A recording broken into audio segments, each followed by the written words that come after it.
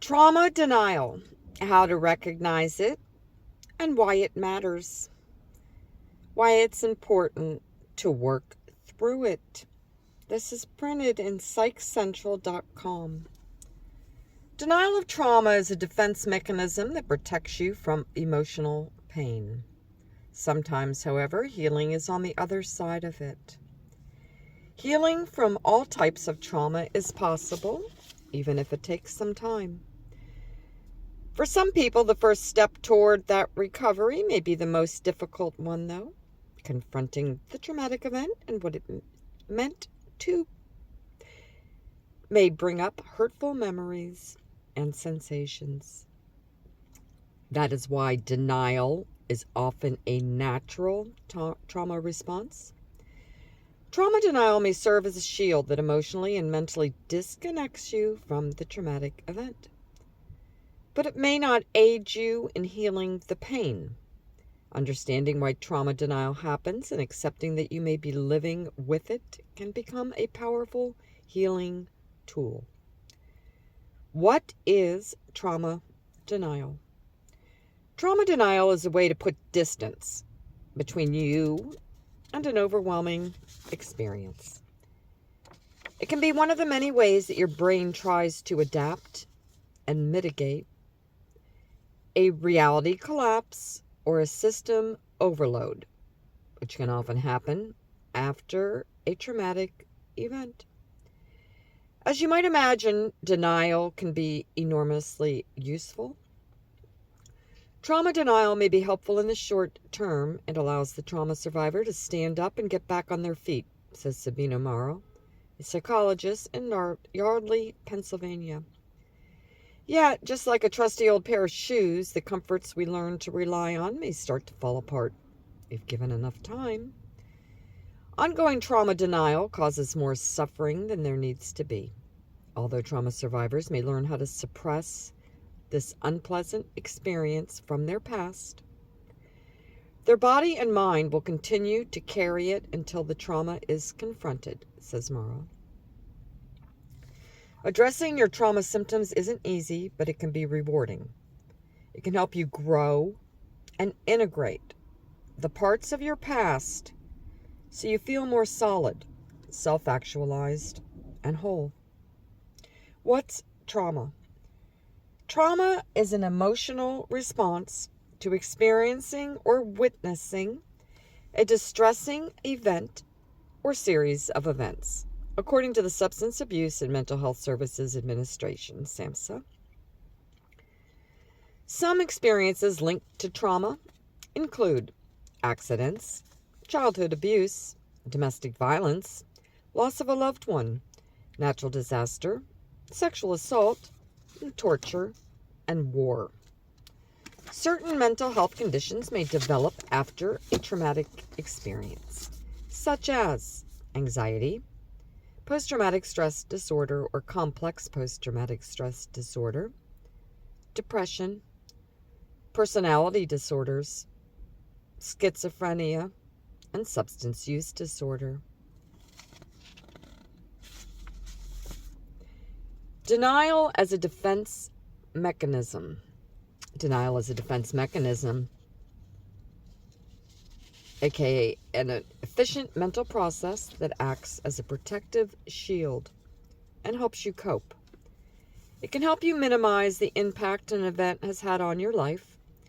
And trauma denial often occurs when the reality of the trauma is so great that it's psychologically safer to bury, deny, suppress, or avoid what happened than to accept that the trauma ever occurred in the first place, says Miriam Agobetti Williams, a licensed certified social worker in College Park, Maryland. The psychological function of denial is to push aside overwhelming information, to buy you some time and give you room to breathe after a traumatic experience. This may be a conscious or unconscious process. Denial is not only the psychological process that may happen after the traumatic event. You could also experience dissociation, emotional numbness, nausea, and emotional blunting. Denial versus emotional avoidance. Denial and emotional avoidance both create distance from a traumatic experience, but they're slightly different. Denial distorts facts and events by ignoring the presence of the elephant in the room, so to speak. There is no admission of a problem, says LaShaw Shaw, a licensed professional counselor based in Naperville, Illinois. Avoidance, on the other hand, can be an attempt to refrain from feeling painful emotions by withdrawing or dissociating from specific experiences, Shaw explains. It could also involve avoidance of situations or interactions that may become emotional in any way. For example, denial would be saying, believing, and acting like the traumatic experience didn't affect you. Emotional avoidance, on the other hand, could be using alcohol or prevent thinking about the event, or feeling detached from friends and family in general. Denial in unresolved trauma. There may be many benefits of denial, which could help explain why people develop this defense mechanism for unresolved trauma. Denial can help you avoid pain, get on with your life, maintain an illusion of control, remain loyal to someone who hurts you, stick out a tough situation until you can safely get away, and protect your self-esteem. Researchers have also found that those who deny or minimize their childhood trauma have a positivity bias that can protect against other mental health conditions in the future, like depression. And for those who've picked up on the fact that trauma may be more difficult to heal without the help of a professional support, avoidance can provide yet another respite, a reason to steer clear of a therapist's office. Psychologically can help people avoid stigmas that come along with diagnosis, such as post-traumatic stress disorder, says Megan Turner, a licensed therapist in Tucker, Georgia. The problem with denying it is that until you acknowledge and recognize trauma for what it is, you deny your own experience. The trauma denial ultimately creates a barrier to the ability to heal from it, says Turner. How to tell if you're in denial. If you're living with trauma or PTSD denial, or you suspect that someone you love is, there are some signs that help you identify this process. Avoidance is one of them. If someone brings up the event, you'll be the first to change the subject, and you feel uncomfortable when people around you get emotional or vulnerable. If someone is asking you questions, you may divert attention away from yourself, preferring to learn more about whoever you're talking with instead. You may have symptoms of avoidance, like staying busy in romantic relationships, using work as an escape, or engaging in substance use. One of the most common signs that someone is in denial is minimization, says Turner. It often comes out in the way you talk about, or rather don't talk about, what happened. Minimization can sound like, I'm fine, I'm okay, really. Then, that was then, this is now. I'm sure that happens to everyone. It wasn't a big deal, I moved on. There's no use talking about the past. It wasn't bad enough to be called trauma. That didn't happen to me. I'm strong, I can deal with it fine. I just prefer not thinking about it. Everyone's different. And these examples may not be what you relate to. Maybe you're handling it in a different way. Self-exploration, ideally with the help of a health professional, may provide you with clearer signs how to resolve trauma and why. Healing from trauma takes time, but it's possible. When you can work through it, it may feel like taking off a heavy backpack you never even knew was there. And when you finally reach the other side of trauma, there may be a new range of emotions available to you.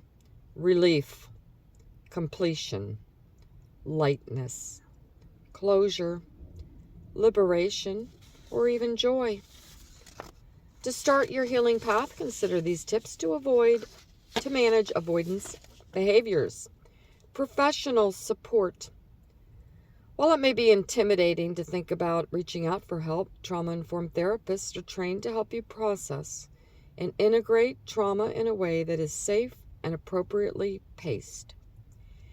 A common myth that keeps many survivors from seeking help is the idea that you have to retell every minute detail of what happened to you, and that isn't true. You can engage in transformative trauma therapy and never verbally describe the events, Williams said. A good trauma therapist will help you use your body, art, and other expressive modalities to work through your trauma. Self-help. As you navigate this healing process with a mental health professional, trying to also participate in activities that nurture your mind, body, and spirit can be helpful. These include deep breathing, regular exercise, massage therapy, meditation, grounding and somatic work, yoga. You may also find it useful to read about trauma recovery, and some therapists suggested books include The Body Keeps the Score by Bessel van der Kolk, Trauma and Memory by Peter Levine, and there are many more.